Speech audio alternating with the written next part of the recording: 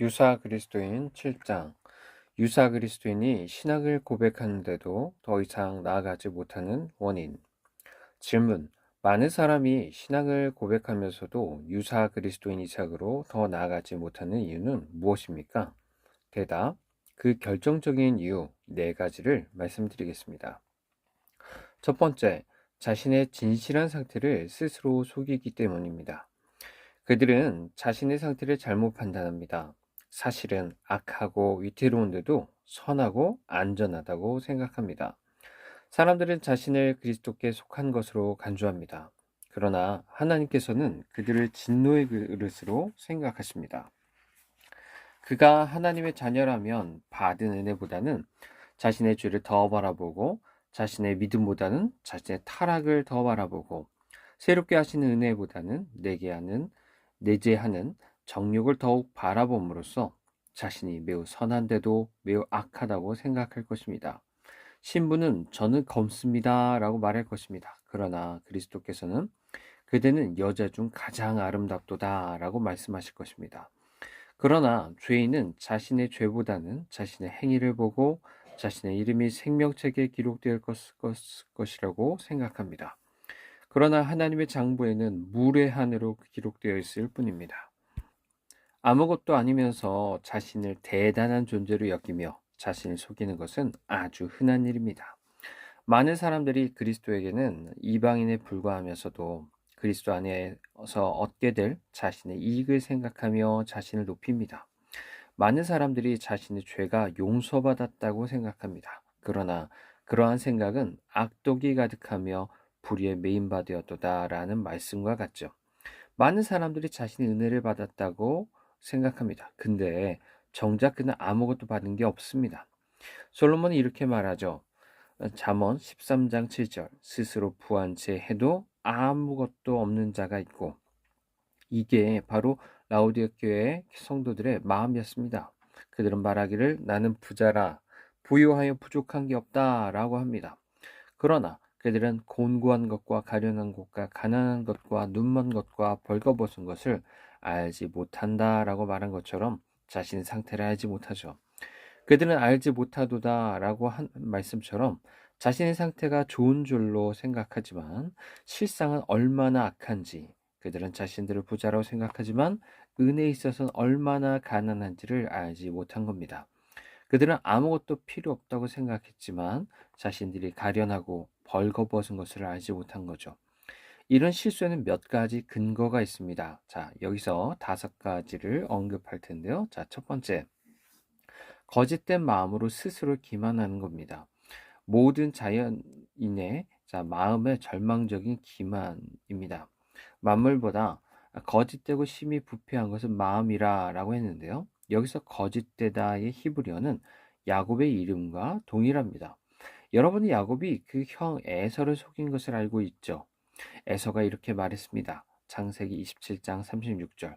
그 이름을 야곱이라 함이 합당하지 아니하니까 그가 나를 속임이 이것이 2번째입니다. 야곱이란 말이 사기치다, 교활하다, 속이다, 기만하다 라는 의미입니다. 이처럼 자연인의 마음은 만물보다 거짓됩니다. 여러분의 분은 혀의 기만에 대해 읽어봤을 겁니다. 그리고 부에 속이는 것과 미에 속이는 것, 친구에 속이는 것에 대해서 읽어봤을 겁니다. 그런데 이 모든 것보다 마음이 더욱더 거짓됩니다. 여러분은 사탄의 기만에 대해서도 읽어봤을 겁니다. 근데 사람의 마음은 사탄보다 더 거짓됩니다. 왜냐하면 사람의 마음이 자신을 속이지 않는다면 사탄은 결코 사람을 속일 수 없기 때문이죠. 그러므로 사람이 자신의 상태를 좋다고 가정하는 것은 거짓된 마음의 기만에서 나온 것입니다. 사람들은 자신의 마음의 선함을 얼마나 자랑하는지요. 하나님, 다른 사람처럼 가식과 허례를 행하지 않고 최상의 선한 마음을 가지게 된 것을 감사합니다. 그러나 이런 사람들 솔로몬의 말씀을 들어보십시오. 잠언 28장 26절. 자기의 마음을 믿는 자는 미련한 자요 지혜롭게 행한 자는 구원을 얻을 자니라. 지혜로운 사람이 돈을 찢어진 지갑에 두겠습니까? 그가 속임수를 신뢰하겠습니까? 여기에 훌륭한 규칙이 있습니다. 믿지 마십시오. 오스틴의 교훈이 있습니다. 그는 자신의 마음을 믿었습니다. 그러나 결국은 속고 말았죠. 두 번째 근거, 교만한 마음으로 스스로 의로운 줄 아는 겁니다. 자, 이런 실수는 자만심에서 오죠. 모든 자연인에게는 자만심이 있습니다. 아담이 죄를 지을 때에도 자만심이 있었고 모든 아담의 자손들에게도 있죠. 자만심이 근본적인 죄입니다. 그것으로부터 자신의 상태를 자신하는 태도가 오게 되죠. 솔로몬은 지나치게 의인이 되지 말라고 말했습니다. 이를 두고 오스틴이 이렇게 말합니다. 지혜자의 의를 의미하는 게 아니라 외식자의 교만을 말씀하는 것이다. 이러한 의미로 모든 육적인 사람은 지나치게 의롭습니다. 그에게는 하나님께서 인정하실 만한 의, 즉 그리스도의 의가 없음에도 불구하고 스스로를 인정하는 의가 너무 많습니다. 그게 바로 자기인 거죠. 교만한 사람은 자신의 추함보다는 자신의 아름다움을 보는 눈을 가지고 있죠. 자신의 얼굴을 보되 얼룩은 보지 않습니다. 가식적인 의를 보되 자신의 비참은 보지 않습니다. 사람이 은혜를 필요로 하는 것은 은혜의 작용입니다. 교만한 눈은 위를 보지만 겸손한 눈은 아래를 봅니다. 그러므로 이것이 신자의 모토입니다. 나는 성도 중에 가장 작은 자요, 죄인 중에 가장 큰 자라. 그러나 육적인 사람의 모토는 반대입니다. 나는 다른 사람들과 같지 않음을 하나님께 감사합니다. 세 번째 근거, 일반 은혜를 특별 은혜로 착각합니다. 많은 사람들이 구원의 은혜 대신에 일반 은총으로 자기를 속입니다. 둘 사이는 유사점이 있어요. 많은 사람은 위조 화폐를 진짜 화폐로 착각하는 것처럼 일반 은혜를 구원하는 참된 은혜로 오해합니다. 사울은 귀신이 사무엘의 모습을 하고 있었기 때문에 귀신을 사무엘로 착각합니다. 이와 같이 많은 사람이 일반 은총이 구원의 은혜를 닮았기 때문에 일반 은총을 택합니다. 사람이 초자연적 역사 가운데 있다 해도 구원의 은혜는 미치지 못합니다. 전자는 본성을 부추기긴 하지만 후자는 본성을 새롭게 합니다. 성경의 모든 구원하는 역사는 초자연적이지만 성경의 모든 초자연적 역사가 구원하는 건 아닙니다. 그런데 많은 사람들은 구원의 역사 대신에 초자연적 작용을 취해서 자기를 속이는 거죠. 네 번째 근거, 참된 회심보다는 외적 개혁에 머무는 것입니다. 많은 사람은 회심의 사역 대신에 신앙 고백을, 내적인 거듭남의 참된 표지보다는 외적인 개혁을 선택합니다. 그들은 컵의 겉을 씻었다면 비록 속은 깨끗하지 않더라도 컵 전체가 깨끗해졌다고 생각합니다. 이게 많은 사람이 걸려 넘어진 걸림돌입니다. 많은 사람들이 경건의 능력을 부인하면서도 경건의 모양만을 취함으로 영원한 함정에 빠지고 말죠. 다섯 번째, 마지막 근거입니다. 마음에 하나님의 법을 철저하게 적용하지 않는 거죠. 사람이 자신이 처한 진실한 상태와 조건을 발견하기 위해 마음과 양심에 하나님의 율법을 통렬하게 적용하지 못하기 때문입니다. 이게 부족하면 은혜의 역사가 부족한 가운데 있을 거고 자신에 대해 실제보다 더 나은 것으로 생각할 겁니다. 여기 사도가 자신에 대해 알려주는 유명한 구절이 있습니다. 전에 내 율법을 가지지 못했을 때는 내가 살았더니 계명의 이름에 죄는 살아나고 나는 죽었도다. 이게 바울이 자신에게 말씀이 있었을 때와 말씀이 없었을 때 자신이 자신에 대해 서로 다른 이해를 가지고 있다는 진술입니다. 첫째, 여기 율법이 없었을 때 자신의 상태에 대한 이해가 있어요. 자, 율법을 가지지 못했을 때는 내가 살았다. 바울은 율법을 가지고 있었습니다. 왜냐하면 바리새인이기 때문이죠. 바리새인들은 지식의 모양, 율법 진리의 모양을 가지고 있었습니다. 근데 사도는 율법을 가지지 못했을 때는 이라고 말했었던 겁니다. 여러분 이 구절을 문자적으로 해석하시면 안 됩니다. 영적으로 해석해야 돼요. 그에게는 마음과 양심의 죄를 각성시키고 의식하게 하며 분별하게 하는 율법의 능력과 효력이 없었습니다. 근데 그는 그런 경우에 처해 있는 동안 자신의 상태에 대해 오해하고 있었던 거죠. 즉 자기의 선을 확신했던 겁니다. 내가 살았더니 라는 구절이 그것을 암시하고 있는 거죠. 그때는 그랬습니다. 자, 둘째, 여기에 율법이 있었을 때 자신의 상태에 대한 이해가 있습니다. 이건 앞의 상태와는 대조적이죠. 계명의 이름에 죄는 살아나고 나는 죽었다. 계명이 이르면은 주의 말씀이 그 영혼의 능력으로 임했을 때 하나님의 성령께서 그 양심에 유효적으로 좌정했을 때를 의미합니다. 죄는 살아나고 나는 죽었도다 라는 건 그가 자신의 절망적 상태와 자기의 의의 추함을 발견했다는 말이죠. 그때 나의 희망은 그쳤고 나의 확신이 무너졌도다. 전에 내가 살았다고 생각할 때 내 죄가 죽었더니 하나님께서 말씀으로 나의 양심을 깨우시자 나의 죄가 살아나 강력해지고 나 자신은 죽고 비참해졌도다. 바로 이게 사람들이 신앙 고백하면서도 유사 그리스도인 이상으로 나아가지 못하는 첫 번째 이유입니다. 그건 자신의 상태를 오해하기 때문인 거죠. 실상 자신이 선하지 않은데도 선하다고 생각하기 때문입니다. 그렇게 실수하는 건 지금까지 살펴본 바와 같이 5가지 근거입니다. 거짓된 마음, 교만한 마음, 일반 은혜를 특별 은혜로 착각하는 것, 참된 회심보다 외적 생활 개혁에 머무는 것, 마음과 양심에 하나님의 율법의 철저한 적용의 결핍이라고 할 수 있습니다. 자, 두 번째 이유입니다. 경건의 모양만 갖춰라는 사탄의 유혹 때문인데요.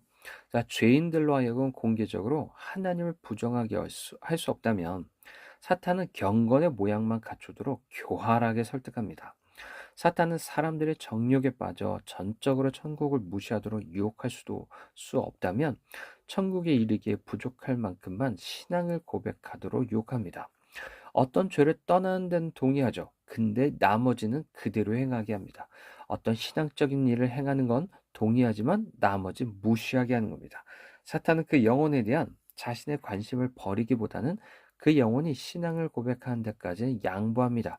그리고 회심을 제외하고 즉 구원을 위해 그리스도께 응답하는 것을 제외한 모든 걸 행하는 데는 동의하는 거죠. 사탄은 우리를 결국 지옥에 이르게 할 수만 있다면 그 길이 어느 갈래가 될지라도 개의치 않는 겁니다. 세 번째 이유입니다. 세속적이고 육적인 방법 때문. 세속적이고 육적인 방법이야말로 많은 사람에게 큰 장애가 됩니다. 그런 방법은 흔히 경건과 배치되죠. 예후는 혹시라도 왕국에 해가 될까봐 금송아지단을 포기할 수 없었습니다. 단순한 열심은 수단과 방법을 가볍게 여기죠. 정직한 방법은 신앙의 유익이 되지만 육적인 방법은 신앙의 해가 됩니다. 우린 너희는 뱀같이 지혜로우라 라고 명령을 받았습니다. 근데 뱀은 하나님의 지으신 들짐승 중에 가장 간교합니다. 그러므로 또한 비둘기같이 순결해야 되죠. 경건의 수단이 결여되면 안정성을 잃습니다. 반대로 수단의 경건이 결여되면 성실성을 잃죠. 수단 없는 경건은 너무 단순해서 안심이 되지 않고요. 그러나 경건 없는 수단은 너무 교활하여 선하지 않습니다. 그러므로 할 수 있는 대로 신중하며 정교하고 지혜롭고 주의 깊어야만 합니다. 그러나 하나님의 방법으로 그렇게 되어야 되는 거죠. 거룩함은 성실함과 연계되어야 됩니다. 다시 해안에 안착하기 전에 폭풍에 휘말리지 않도록 육지를 볼 수 있는 정도로 신앙이 깊이 이르지 못하게 하는 것은 저주받은 은혜입니다. 네 번째, 마지막 이유입니다. 내재하는 정욕이 진보의 한계를 긋기 때문입니다. 마음에 내재하는 정욕이 그리스도께 진심으로 응답하는 걸 방해하기 때문인데요. 유사 그리스도는 뭘 하든 할 것 같지만 하나님께서 정하신 경계까지는 오지 않는 거예요. 한 젊은이가 영생을 원합니다. 그는 그것을 위해서라면 뭐든 할 수 있을 것 같았어요. 그는 한 계명만 제외하고 모든 계명에 기꺼이 순종합니다. 오직 한 계명만 제외하고 말입니다. 하나님께서는 한 계명쯤 봐주시지 않을까요? 하나님께서 그렇게 잔혹하시겠습니까? 그가 그렇게 높은 곳까지 이르렀는데 하나님께서도 한계를 조금 낮추시지 않을까요? 그가 모든 걸 포기해야만 합니까? 하나님은 하나도 포기하지 않으시겠습니까? 아닙니다. 나의 형제님들이요. 천국에 값싸게 들어가려고 하는 사람은 천국을 위해서 아무것도 내놓지 않을 것이기 때문에 천국을 상실하게 될 겁니다. 그가 가진 모든 것을 주지 않으면 진주의 값으로 모든 걸 내놓지 않는다면 그는 흥정도 해보지 못하고 그냥 돌아가야 될 겁니다. 하나님께서 정하신 한계까지 도달하지 않기 때문에 멸망하는 사람이 많이 있습니다. 그들이 멸망하는 이유는 그 때문이죠. 벌거벗은 그리스도인에는 벌거벗은 죄인이고 상하고 찢기신 그리스도인에는 상하고 찢긴 죄인입니다. 이게 하나님이 정하신 한계입니다. 대부분의 형식적 신앙 고백자들은 두 개의 똑같은 자석 사이에 있는 쇠붙이와 같습니다. 하나님이 당기시면 하나님 쪽으로 움직이죠. 그런데 세상이 잡아 끌면 세상 쪽으로 끌립니다. 그들은 양자 사이에 있는 거죠. 그들은 신앙 고백을 위해 하나님을 떠나지도 않지만 하나님을 위해 세상을 떠나지도 않습니다. 그러나 그들의 모든 것을, 즉 모든 정욕과 모든 아끼는 것들과 모든 사랑하는 죄를 내버려야 한다면 대마가 그렇게 했던 것처럼 하나님을 버리고 말 겁니다. 내 형제들이여, 이게 바로 많은 사람들이 유사 그리스도인은 되지만 더 나가지 못하는 큰 이유입니다. 한쪽은 정욕을 사랑하고 또 한쪽은 그것을 방해합니다. 신앙 고백을 한 후에 정욕과 그리스도는 영원히 갈라집니다. 그들은 잘 되어갑니다. 그러나 결국 부족해서 영원히 멸망을 당할 겁니다. 자, 지금까지 저는 네 가지 질문에 대한 답변을 드렸습니다. 그 질문은 다음과 같습니다. 어떤 사람이 천국에 이르는 길을 아주 많이 나갔는데도 유사 그리스도인에 불과할까요? 어떻게 그렇게 멀리 나아갔음에도 불구하고 유사 그리스도인에 불과할 수 있을까요? 그가 유사 그리스도인에 불과하면서도 어떻게 그렇게 멀리 나아갈 수 있었을까요? 그가 유사 그리스도인 이상으로 더 나가지 못하는 이유는 무엇일까요?